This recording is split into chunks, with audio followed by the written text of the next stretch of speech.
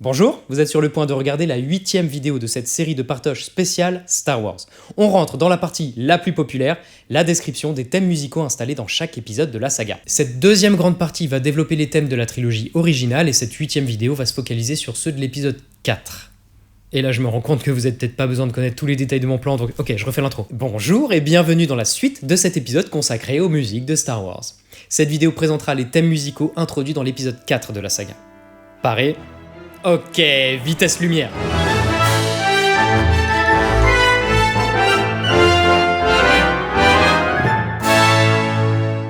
Alors vous allez en avoir pour votre argent, hein. Bon, soit 0€, je vous rassure, non mais parce que cette partie a vraiment beaucoup à offrir. C'est le premier épisode de la saga, et à l'époque, on savait pas qu'il y aurait des suites. John Williams a composé 6 grands leitmotifs qui seront réutilisés par la suite, et quelques autres motifs récurrents. Ici on trouve certains des thèmes les plus marquants de la saga. Je dis souvent qu'il ne faut pas résumer une musique de film au thème, parce qu'il y a beaucoup d'autres choses qui enrobent ces thèmes, on l'a vu dans toutes les vidéos précédentes. Mais bon, dans Star Wars, quand même, les leitmotifs sont part importante de ces BO. C'est pour ça qu'il y a 9 vidéos sur eux. Voilà. Et avant de plonger dans la liste, un rappel important de terminologie. Sachez d'abord que je vais offrir ici des généralités, que le concept même de thème a évolué au fil des siècles, que cette notion partage même un sens musical et filmique, dans lequel même un bruit peut être considéré comme un thème, et qu'il y aurait plein d'exceptions qui pourraient remettre en question ce que je présente maintenant. Mais pour résumer, un thème, c'est une phrase musicale caractérisée par sa mélodie, son harmonie, son rythme. Il a pour objet d'être varié et développé au cours d'un morceau, parce qu'il constitue sa base, son idée principale, c'est un peu comme le refrain d'une chanson.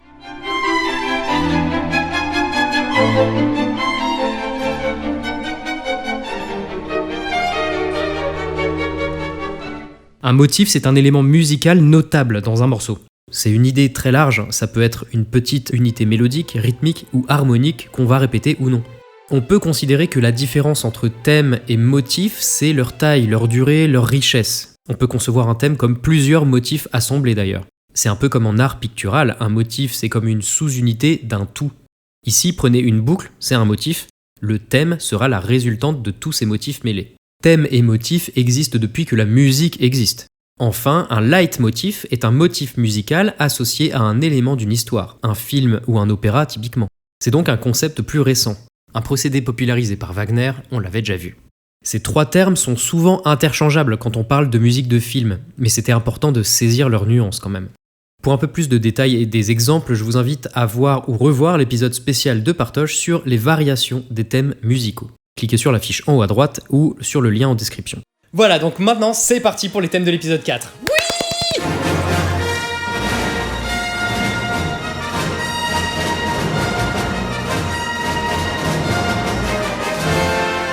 Voilà, ça c'est la musique qui me fait lever le matin. Non mais littéralement. C'est le morceau que je me lasse jamais d'écouter tellement il est parfait. Et en plus c'est par lui que j'ai débuté ma série Partoche. Alors c'est émouvant. Alors je ne vais pas faire un deuxième remake de cet épisode 1 de Partoche, Là je vais présenter le thème lui-même à travers les films, pas seulement le morceau d'ouverture. Déjà, vous avez bien lu, il s'agit au départ du thème de Luke Skywalker, le héros de Star Wars. Alors contexte, on est en 1977, Star Wars sort au cinéma, c'est un film qui se suffit à lui-même, les suites n'allaient dépendre que de son succès espéré. Et obtenu. Cette histoire reprend le concept narratif du voyage du héros. C'est un schéma classique où un jeune ingénu est appelé à l'aventure par une situation exceptionnelle. Ce héros, c'est Luke, c'est lui qui sauve la princesse, combat les méchants et vainc le mal. Le héros a toujours son leitmotiv dans ce genre de film, un thème forcément héroïque, et pour ça, facile, on se place déjà dans une gamme majeure. Et notre mélodie va se construire sur les notes piliers de cette gamme, la tonique et la dominante. C'est ces notes qui forment la structure de la gamme. C'est aussi ces notes qui forment la base de la musique tonale.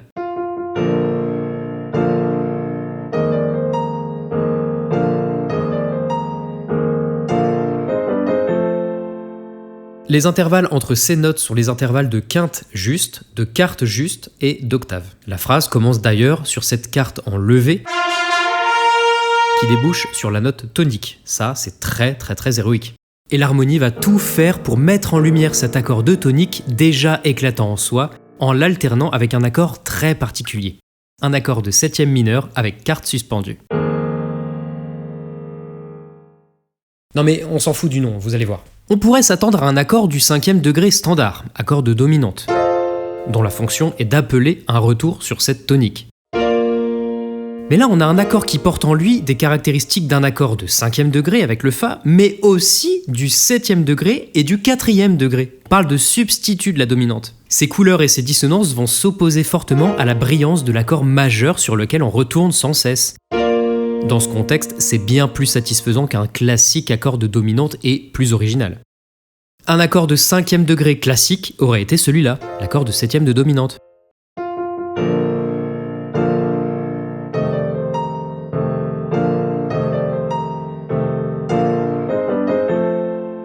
Mais à la place, on a ça. Au lieu d'un La, j'ai un La bémol, et au lieu d'un Do, j'ai un Si bémol. L'accord du 5e degré commence par Fa, La, Do. C'est un Fa majeur. Si j'ajoute la quarte, je joue un Si bémol en plus, j'ai donc un Fa majeur 4. La quinte n'est pas présente dans l'accord du thème, donc on la retire. Et là en plus, j'ai pas un Fa majeur, mais un Fa mineur. Le La est bémol. Ici, on a même un accord de 7e mineur, donc on ajoute un Mi bémol au-dessus. Ces trois notes forment des dissonances passagères parce qu'elles sont relativement collées les unes aux autres. Mais chacune d'elles va quand même retomber sur une note de l'accord de tonique. Donc la fonction tonale est assurée. Là, c'est un accord de 7e de dominante avec quarte suspendue, donc pareil mais sans la tierce mineure. Enfin, là, je vous ai mis un accord de 7e de dominante standard qui se résout encore sur la tonique. Tous ces enchaînements sont satisfaisants, mais J. Will a choisi un accord bien moins classique pour en accentuer l'effet tonal. Le thème sonne puissant et sûr de lui. Ah, vous le vouliez cet épisode sur Star Wars, hein? Et ben voilà, on est obligé de passer par ces notions techniques, hein, sinon on dit pas grand chose dessus. L'héroïsme se retrouve aussi par ces parallélismes évoqués dans une vidéo précédente sur la fin du motif avec ses accords majeurs. On plaque des accords majeurs sans se soucier s'ils contiennent des notes de notre gamme ou non. C'est typiquement héroïque. Ça reviendra dans plusieurs leitmotifs, vous verrez. Et en termes de rythme, on a également l'élan apporté par les passages en triolet, ce découpage des temps en 3 parties égales, plutôt que 2 qui offrent un peu plus de stabilité. Là, on est sur un élan d'aventure continue.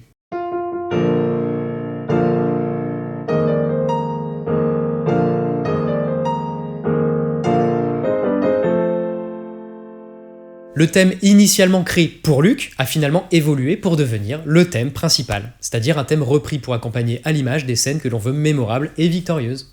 Dans ce passage de l'Empire contre-attaque, Luke n'intervient pas dans cette petite victoire, mais ce thème est joué.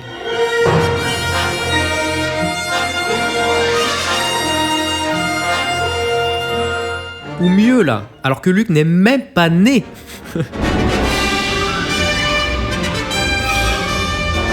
Même s'il est construit comme un thème héroïque et glorieux, Williams va évidemment le faire varier dans la saga pour le faire convenir à la situation. Bien sûr, l'harmonie présentée n'est que la base, et bien souvent, Chief Johnny va abandonner cette structure. Déjà en remplaçant cette suite d'accords par des choses bien plus dissonantes dans sa logique d'atonalité dans l'épisode 4.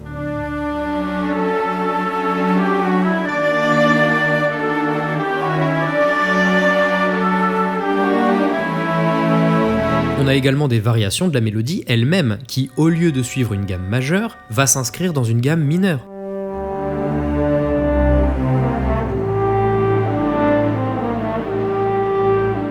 Certaines notes vont naturellement changer et donner une mélodie moins sereine dans les situations qui l'exigent.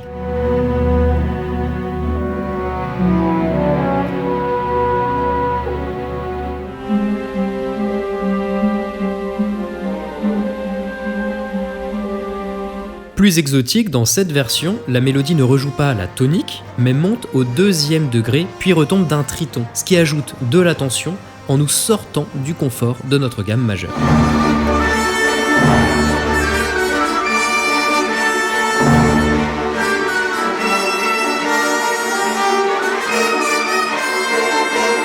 Le thème est parfois joué sur un mode différent, ici c'est le mode lydien. Le La est remplacé par un La dièse et donne un autre visage à la mélodie.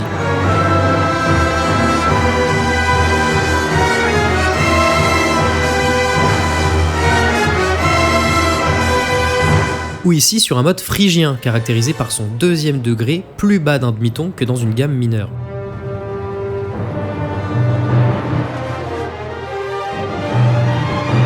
Ce simple changement de note donne une très nette touche d'incertitude et de danger.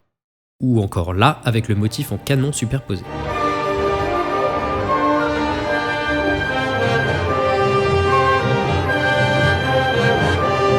D'ailleurs, là encore, Luke n'est pas présent. Une question de montage peut-être, ou alors simplement pour réutiliser l'effet de danger entendu juste avant. Enfin, j'aime bien ce passage et je suis persuadé qu'il s'agit d'une grosse variation du thème. On n'a pas sa mélodie, mais on peut facilement la chantonner sur les accords entendus.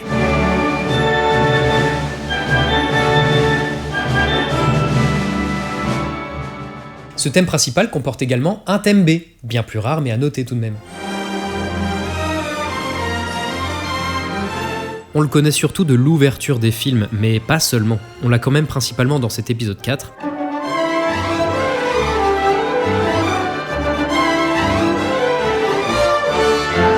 Mais on le retrouve étonnamment dans l'épisode 1, ici, avec quelques petites variations.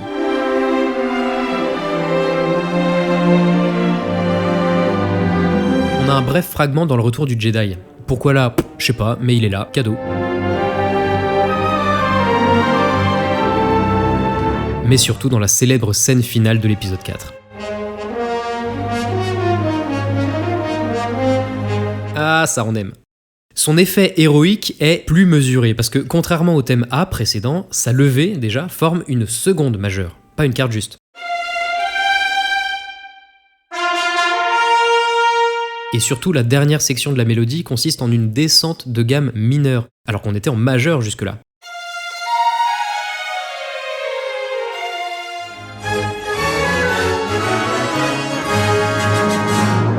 Ce principe du thème A à thème B, ça c'est un héritage direct du classicisme.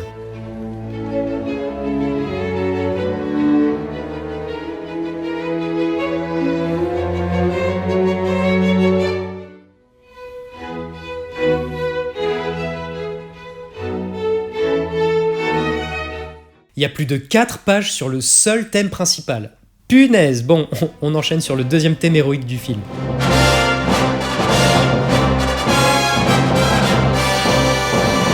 Ah, le thème rebelle. Avant tout associé au groupe militaire résistant contre l'Empire.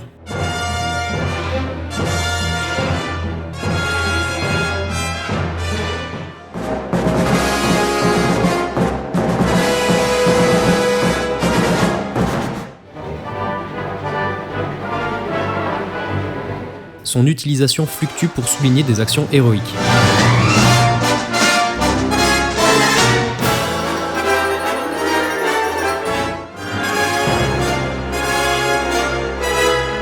D'ailleurs, il se rapprochera bien vite du vaisseau de Han Solo, le Faucon Millennium.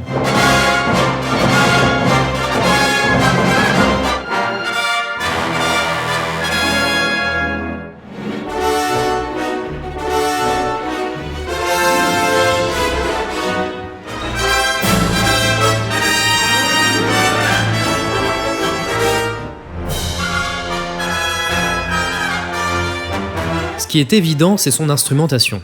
Il est presque toujours joué par les cuivres brillants, puissants, héroïques, mais qui dit presque, dit presque. Parfois, des bois plus légers le jouent, mais l'impression véhiculée est la même, vous en conviendrez.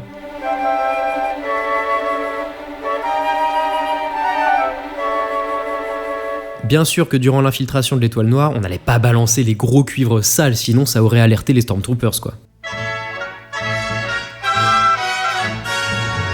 Ah si, pardon, là, si. Autre chose d'évident, c'est son rythme sautillant, double croche noir, que je simplifierais par le rythme tada, qu'on réentend souvent dans les partitions de Star Wars, hors de ce thème je veux dire, un rythme caractéristique, vif, typique des cuivres qui nous renvoie aux sonneries martiales ancestrales. C'est le rythme victorieux par excellence. Mais sa vraie force, c'est son harmonie, qui est encore plus caractéristique. Lui aussi, c'est un motif qui sent fort le majeur. Pourquoi ? Parce que le moindre de ces accords est un accord majeur. Tous. Que des accords majeurs. Et surtout, parallèles les uns avec les autres. Et comme j'avais déjà expliqué, le fait de mettre des accords qui sont parallèles et donc qui ne dépendent pas d'une même tonalité, ça met l'emphase sur le caractère de l'accord. Ici, ça met l'emphase sur le caractère lumineux des accords majeurs. Et conséquence du mouvement mélodique, ce n'est pas un thème tonal, mais atonal, car les notes ne dépendent pas d'une gamme fixe. L'écart entre ces deux premiers accords répétés est une tierce mineure, et ce principe n'est jamais remis en question. Cette harmonie, c'est la force du thème. Le travestir aurait eu un effet désastreux. 2 exemples. Si je décide que ce thème est tonal, et que je suis sur la gamme de si bémol majeur, comme le premier accord le suggère, alors le deuxième accord ne peut être que sol mineur. Autre exemple, si je suis toujours sur si bémol majeur et que je commence par l'accord du 3e degré, parce que les accords du thème sont bien séparés d'une tierce, alors je devrais jouer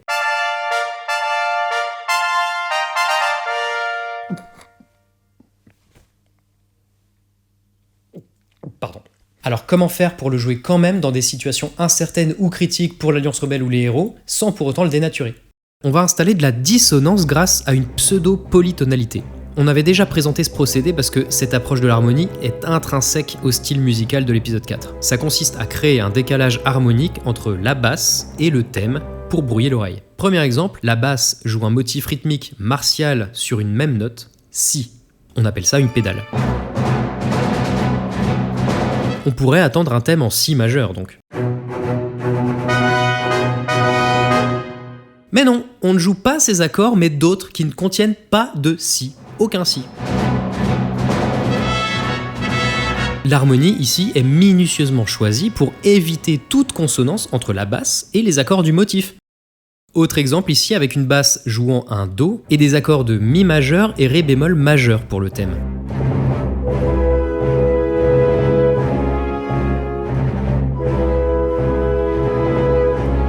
Deux accords dans lesquels on ne retrouve pas du tout de Do dans aucune des 6 notes.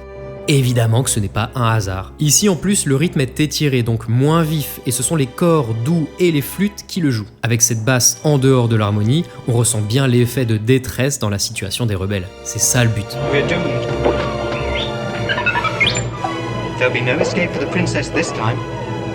Pour terminer là-dessus, on parlait d'inspiration et d'influence au début de cette série de vidéos.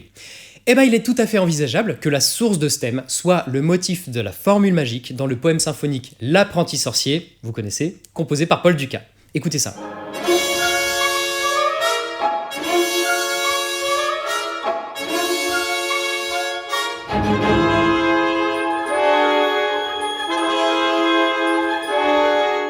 Voilà pour finir sur le motif rebelle. Maintenant, les ennemis.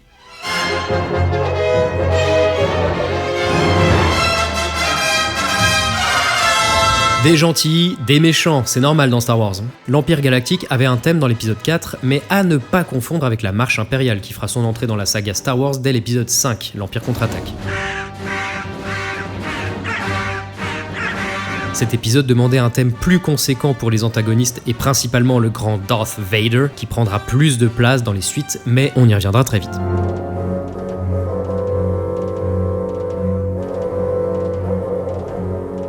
Il se compose là encore d'accords parallèles uniquement, mais mineurs cette fois, et ces accords sont séparés d'une tierce mineure. Mais parfois il est joué sans accord, juste la mélodie et assez souvent au tuba solo dans l'aigu, ce qui est assez singulier.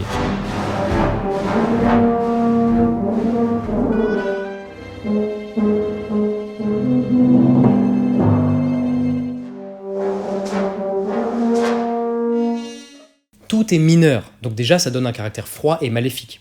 Mais en plus, ces parallélismes rigoureux s'appliquent particulièrement bien à l'ordre militaire de l'Empire. Ce qu'il a de génial, en plus de tout ce qu'on a dit, c'est que c'est le parfait opposé au motif rebelle. Non mais oui, mais pensez-y. Il n'est formé que d'accords mineurs parallèles, tandis que la fanfare ne propose que des accords majeurs parallèles aussi. Le motif de l'Empire monte d'une tierce mineure, alors que le motif rebelle descend d'une tierce mineure. Et comme la fanfare, le thème impérial répète une unité rythmique. Cet élément termine de lier les deux motifs. J'adore ça! Le bouton pour liker est juste sous le lecteur vidéo, au passage. Comme pour le motif précédent, il est tout à fait envisageable de retracer une potentielle inspiration pour ce motif dans le mouvement Mars des planètes de Gustav Holst. On avait déjà bien vu que ce morceau avait fortement influencé la musique de l'épisode 4, alors ça semble assez probable. Écoutez.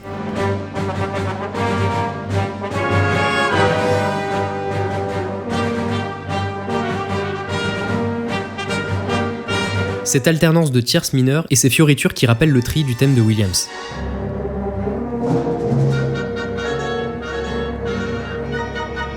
Autre chose, ce motif est parfois accompagné par un rythme martelé en arrière-plan formé d'accords dissonants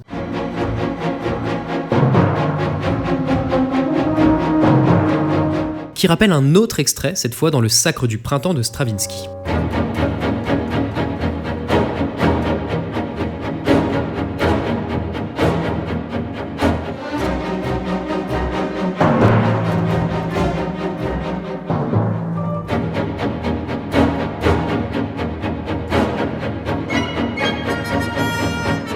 Voilà, alors le thème sera abandonné dès l'épisode 5 et remplacé par la marche impériale que je présenterai dans la vidéo suivante évidemment. Il sera cité rarement mais par effet de nostalgie dans la post-logie.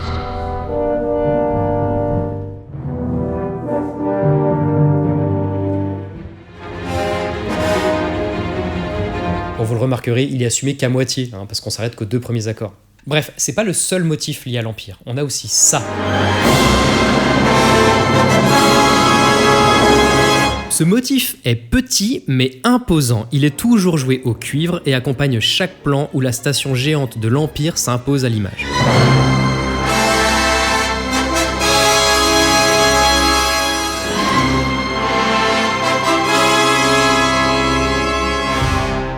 Elle ou les immenses destroyers stellaires.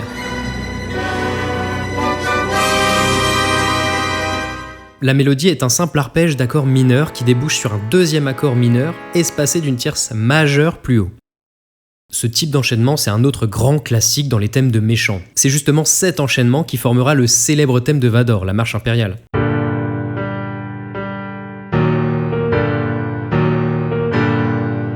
Parfois joué sans accord lui aussi, juste avec cette montée en triolet. Mais il connaît parfois des petites variations. Ici, on enchaîne un accord augmenté avant le deuxième accord mineur, avec un passage sur un arpège majeur. En fait, c'est un mix entre le motif impérial et celui de l'étoile noire, parce que le rapport entre accords n'est que d'une tierce mineure cette fois, comme le thème impérial, et non pas une tierce majeure, comme dans la version standard de l'étoile noire. Pourtant, le mouvement mélodique avec cette montée de triolet est bien celui de ce motif-là. Et ici, l'écart entre les 2 principaux accords est une seconde mineure, pas une tierce majeure. Et surtout, le premier accord est un accord de quarte suspendu qui ajoute une tension supplémentaire à la situation. Mais on reconnaît toujours le motif. Très agréable de le retrouver à un moment dans le Retour du Jedi lorsque le supercroiseur Executor se crache sur la seconde étoile de la mort.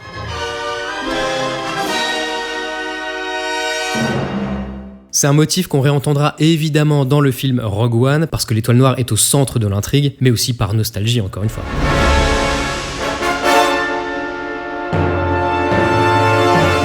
Passons au thème un peu moins bourrin du film, à commencer par celui-là.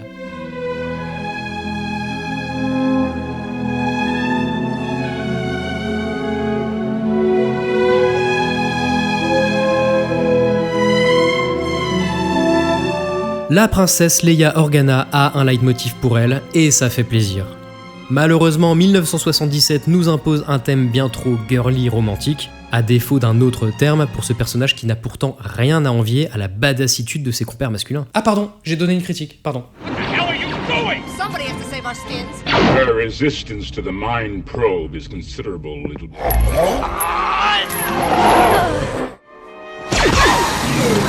C'est le thème romantique de ce premier opus de la saga, parce qu'on rappelle que lors de la création de ce premier opus, entre guillemets, il n'était pas établi que Leia et Luke soient frères et sœurs. Potentiellement, ils pouvaient finir ensemble. Sa première apparition durable et marquante se fait au hautbois.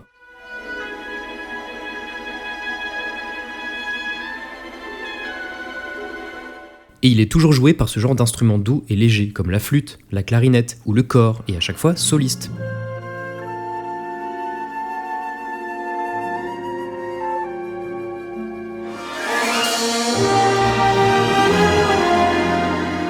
Très souvent accompagné par ces fameux glissando de harpe.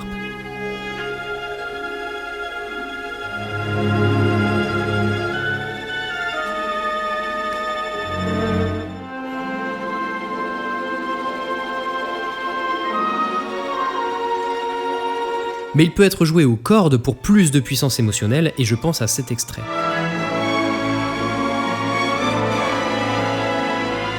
Le thème est déployé par 3 voix de cordes en octave, hautbois, clarinette et cor. Leia n'est pas particulièrement impliquée dans cette scène où Obi-Wan est rendu à la Force sous le coup de Vador, mais le placement de ce thème à ce moment a été motivé par son caractère émotionnel, ici même dramatique, ce qui est accentué par les motifs entremêlés et dissonants de l'accompagnement.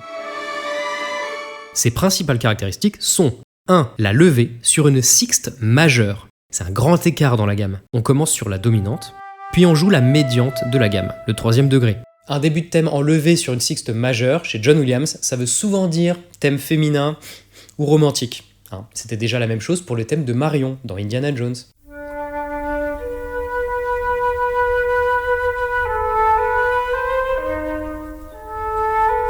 Mais surtout dans le thème Han et Leia de l'Empire contre-attaque.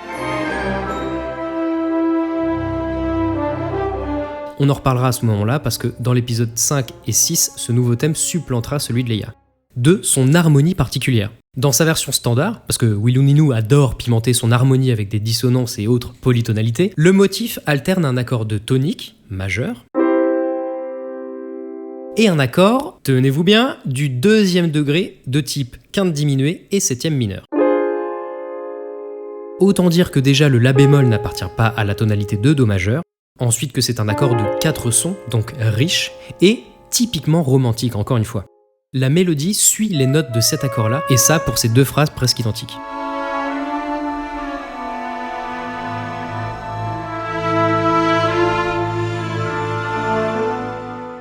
Voilà, et maintenant, la mélodie que vous attendez toutes et tous.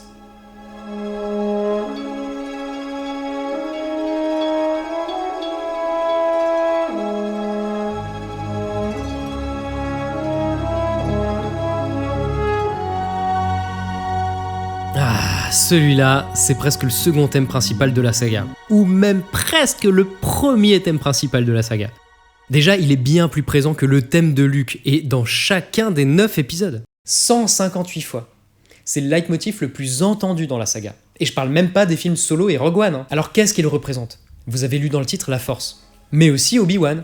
Et oui, quand Star Wars est sorti en 77, le film proposait un thème pour le héros, Luke, un thème pour la princesse, des thèmes pour les antagonistes impériaux, mais aussi un thème pour le mentor du héros, Ben Kenobi. Je préfère Obi-Wan. Ben, on dirait le pote de pote toujours bourré aux soirées. Voilà la première apparition d'Obi-Wan.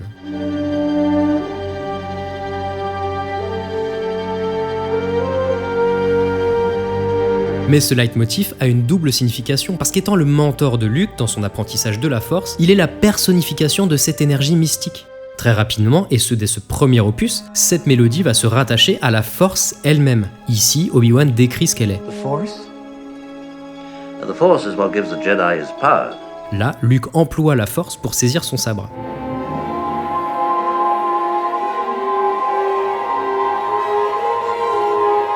Ici, Han, qui était peu ouvert à la spiritualité dans sa jeunesse, admet l'existence de la Force à Rey dans l'épisode 7.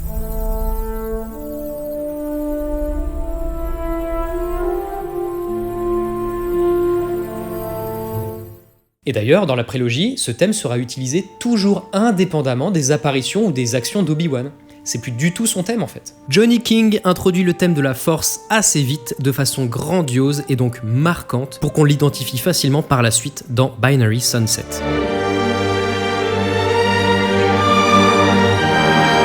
Même si ce n'est pas sa toute première apparition, on l'entend pour la première fois quand Leia insère les plans de l'étoile noire dans R2 et enregistre son message pour Obi-Wan.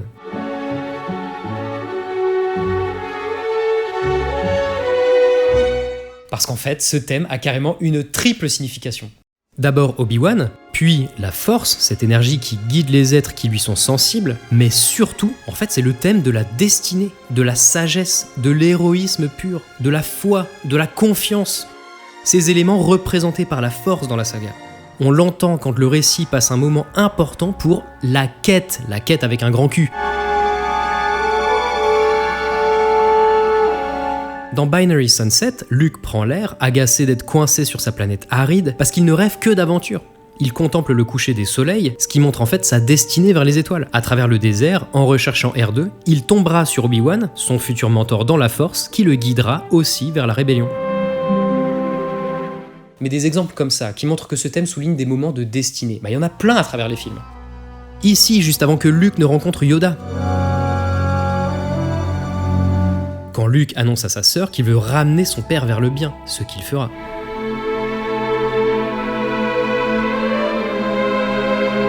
Dans cette scène, Anakin quitte sa mère et fait ses premiers pas vers son destin.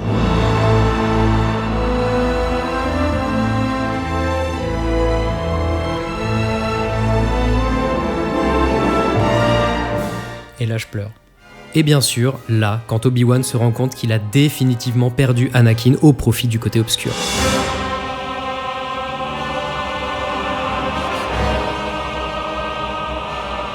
Sa signification est tellement large qu'au final, il peut apparaître pour simplement renforcer l'impact émotionnel d'une action à l'image. Là, on l'a choisi lui, plutôt qu'un motif victorieux plus classique, pour toutes les idées qu'il véhicule.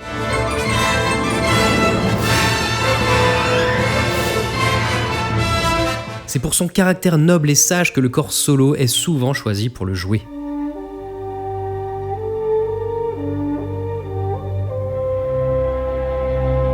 Mais on l'a vu, ce n'est pas le seul instrument qu'il reprendra.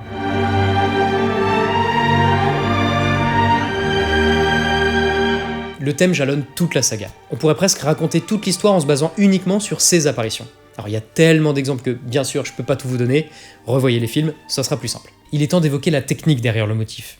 Comment ce thème parvient-il à accompagner si parfaitement ce genre de moment ? Déjà, il commence sur une levée de cartes juste. Exactement comme le thème de Luke. Un moyen de lier ces deux motifs, mais surtout d'évoquer une idée d'héroïsme, un élan vers l'aventure. Mais la comparaison s'arrête là. Le thème de Luke est majeur, mais pas celui-là. On pourrait penser qu'il est construit sur une tonalité mineure.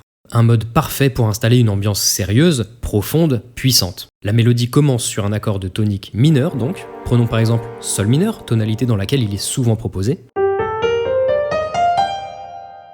La mélodie suit simplement cette gamme de Sol mineur, mais à un moment, on change d'accord. On va jouer un Do majeur. Un accord qui contient un Mi bécard, une note qui ne fait pas partie de Sol mineur.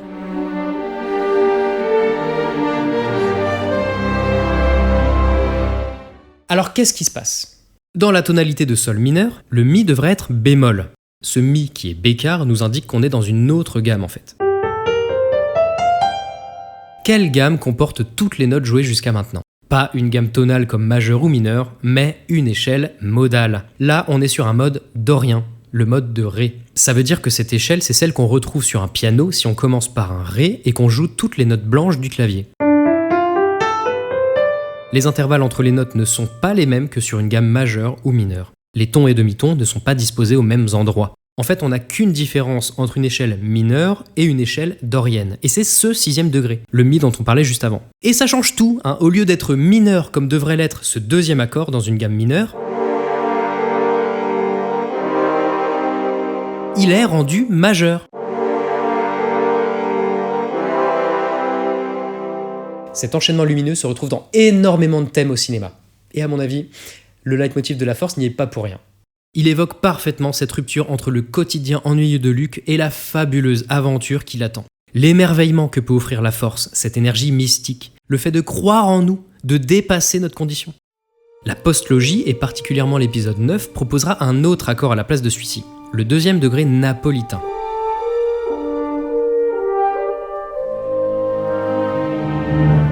Là encore, c'est un accord majeur qui prend la place d'un autre accord de la gamme. Mais l'effet qu'il va produire est un petit peu moins éclatant que la version classique, un peu plus nuancé.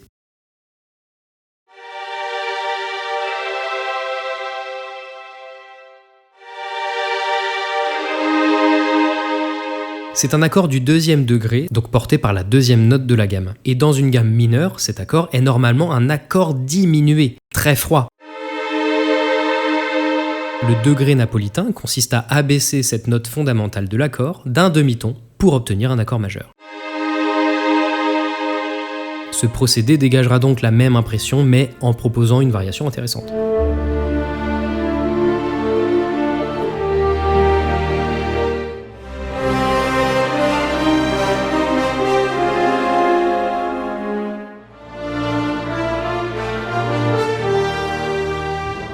Bref, c'est tout ça le thème de la Force. Allez, encore 2 petits motifs pour terminer cette vidéo.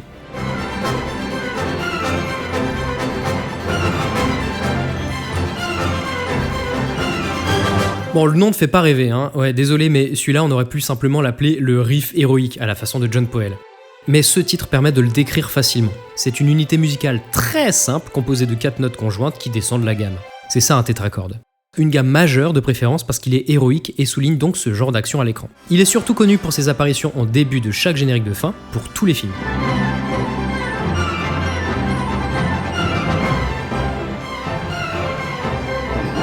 Mais pas toujours. Ici, il accompagne le thème de Luke pendant son attaque finale et suit les changements dans l'harmonie.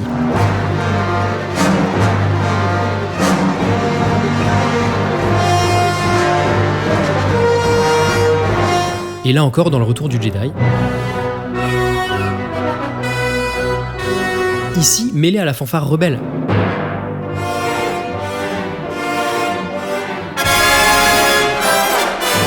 Et ici, avec le thème de la Force.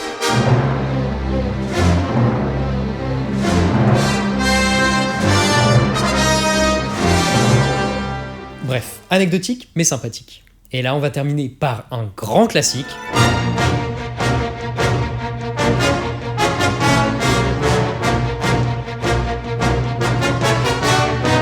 Introduit dans le morceau The Fighter's Attack, ce n'est pas vraiment un leitmotiv dans le sens où 1. Il est peu entendu et ne symbolise rien de vraiment défini, si ce n'est des scènes du même type avec le Faucon Millenium aux prises avec des chasseurs impériaux.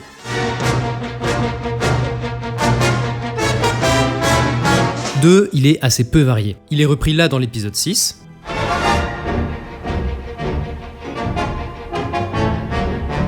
Dans l'épisode 8. Et même dans Solo, et à chaque fois sans jamais vraiment de grandes variations.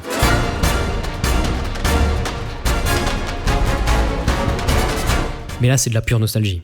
C'est un thème typique du style musical de l'épisode 4, avec ce rythme très irrégulier.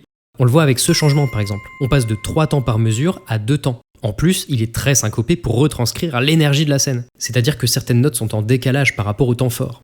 Mais surtout, la mélodie et son harmonie sont complètement atonales. Le thème est constitué d'accords variés, majeurs, mineurs et surtout augmentés, le tout avec une basse souvent hors des notes de l'accord joué.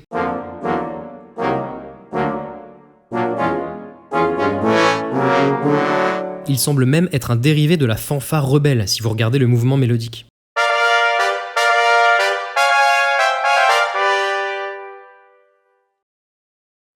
Voilà, c'est terminé pour les leitmotifs de l'épisode 4. Alors, n'oubliez pas de partager tous ces détails croustillants, hein, et puis donnez-moi votre thème préféré, bon, même si je sais que ce sera le thème de la Force, hein, bien évidemment. Et puis likez la vidéo, voilà, s'il vous plaît. Je vous retrouve pour la prochaine vidéo sur ceux de l'épisode 5. À bientôt, bisous.